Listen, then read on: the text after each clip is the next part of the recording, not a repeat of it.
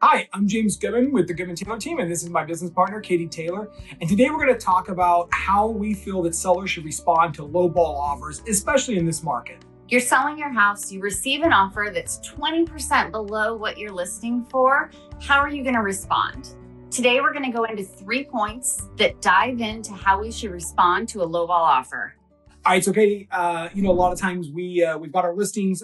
Maybe we've been set in the market for a little bit, and most time we're just wanting an offer to come in. And then we get an offer that comes in and it's kind of a low ball offer. And I know a lot of times our sellers get a little offended. They feel like they don't even want to counter it. Mm-hmm. But to me, you got to at least have an offer to get the negotiation process going. So to me, I would rather have an offer, even if it's a bad offer, so we can try to do something with it. What do you think about that? Absolutely. I think that when we're just sitting on the market with no offers to negotiate, we're not moving forward at all. Plus, I never want an offer to die with me. I would rather counter at full list price if that's what the sellers insist on doing and letting the buyer cancel. But if I cancel, I'm not even giving my sellers a chance to sell the house. Yeah, I agree. We work so hard to set up these showings. We do all this marketing, do all this stuff so we can receive an offer. So I'm always grateful when we get an offer, regardless of what the offer is. I think one of the first things that we like to do is always go back. We revisit our comps and see if anything's changed in the market. I think it's good for the seller to see the comps, see what's actually selling, not just what homes are listed for. A lot of times I think sellers, they look at what their neighbor's home is listed for, but the reality is that home's been sitting on the market for 120, 200 days, so it's not getting an offer. Right. So I think a lot of times it's nice to sit down once we get that offer, review the comps with our seller, and see what's actually closing. Sometimes it might help the seller realign and figure out maybe the market's not where they thought it was. And a lot of times we get those comps, and it's great to go share those with the buyer's agent because maybe we are priced more appropriately than what the buyer realized.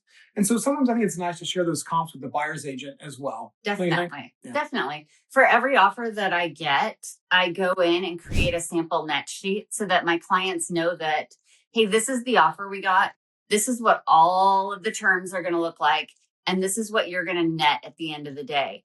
Now, where do we want to play with these numbers? Where do we want to massage these numbers so that we can get you closer to where you want to be when you walk away from this? Yeah, 100%. So step one is we're always going to go back. We're going to revisit our comps. Make sure that we're seeing the latest stats.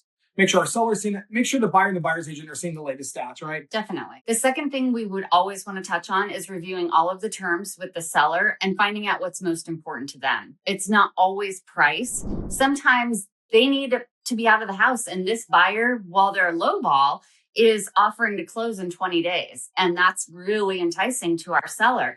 Or maybe it's that this buyer is going to let the sellers live in the house for an extra 30 days for free. So there's not always price as far as terms. There's a million other terms that we can negotiate in addition to price on a lowball offer. Yeah. And likewise, I think a lot of times agents don't pick up the phone. So as a listing agent, I'll pick up the phone. I'll talk to the buyer's agent. They might have made a lowball offer, but they might really be willing to come up on price if we acquiesce on some of the other terms in this contract. So I just think you want to really find that middle ground, figure out what the terms are. And then obviously that brings us to, lastly, we've got to always send out that counter offer. Katie and I definitely agree on this. We've talked about this many times. We never want the deal to die on our side.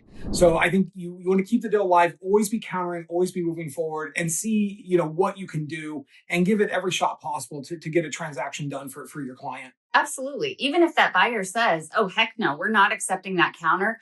At least we know as the seller's agents that we've done everything we can to meet our seller's needs. 100%. So anyway, these are the 3 things that we do when we receive a lowball offer on one of our homes for our clients to try to make sure that we give our sellers the best chance possible of getting the best deal that's available out there. So if you have any other questions, we would love to talk to you. Obviously, we're very passionate about real estate.